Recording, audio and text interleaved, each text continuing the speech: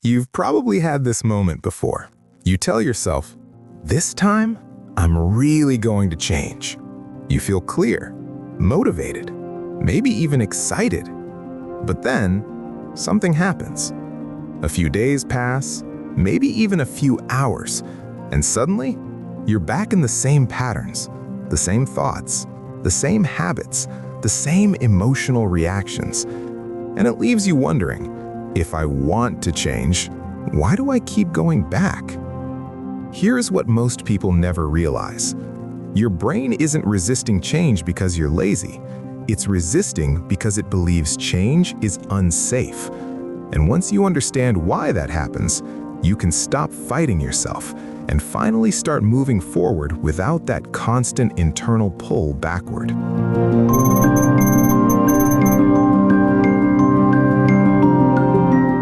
Your brain has one primary job: not happiness, not success, not fulfillment, survival. And the way your brain defines survival is simple. Stay with what has already happened. Even if what has already happened was stressful, was limiting, was something you said you never wanted to repeat again. Your brain doesn't measure quality, it measures predictability. So if something is predictable, your brain treats it as safe enough to continue. Just let that sit for a second, because this is where a lot of people get confused. You can know something isn't good for you and still feel pulled toward it. You can want a better life and still feel resistance when you try to move toward it. That's not self-sabotage in the way people think. That's your nervous system saying, I recognize this. I know how this goes. Even if how this goes isn't actually what you want anymore. And this is why change feels so strange at first, because you're not just doing something new, you're stepping outside of what your brain has already mapped out.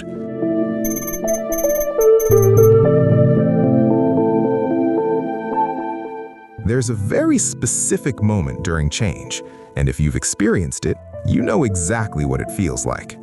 At first, everything feels aligned. You're motivated, you feel ready. But then, something subtle shifts.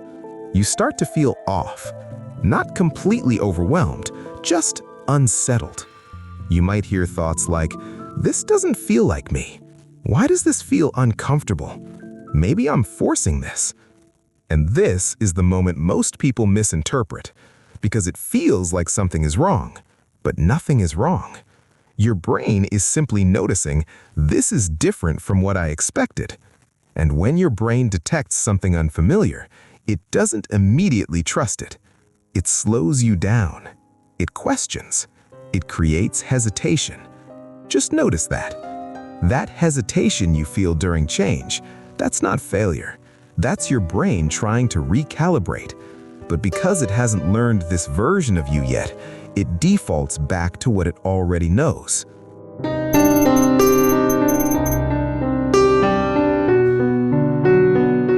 Your brain is always trying to stay consistent with your past. So when your behavior doesn't match your previous patterns, it creates tension.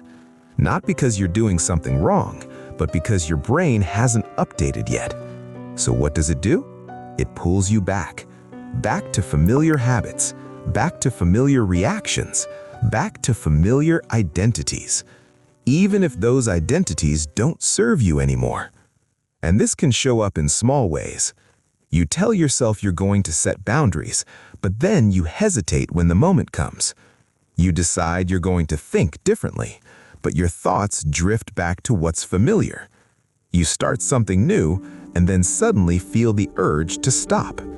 This isn't random. This is your brain trying to restore what feels consistent, because consistency to your brain equals safety. Let that sink in. Your brain is not trying to hold you back. It's trying to hold you together.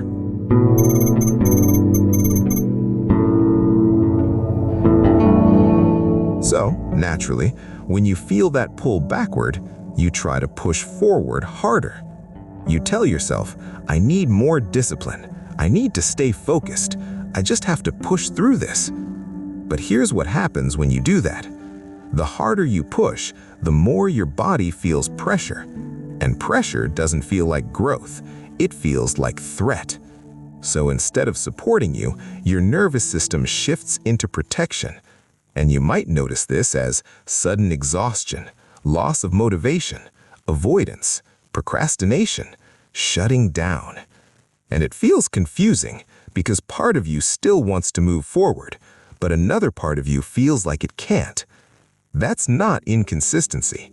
That's your nervous system stepping in to protect you from overwhelm. Because to your body, fast change can feel the same as danger.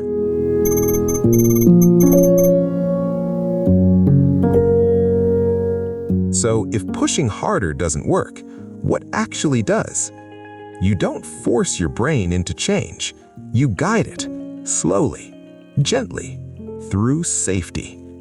Instead of trying to become a completely new version of yourself overnight, you create small moments where your body can experience, "This is different, but I'm still okay." That might look like taking one small step instead of 10, saying one honest thing instead of changing everything, holding one boundary just once, and then noticing what happens in your body, not rushing past it, not pushing further immediately, just allowing your system to register, "I did something new and nothing bad happened." Let that land, because that's how your brain begins to update, not through force, through experience. And over time, those small moments start to build. What once felt unfamiliar starts to feel neutral, then normal, then natural. And that's when change stops feeling like something you have to fight for and starts feeling like something you can actually hold.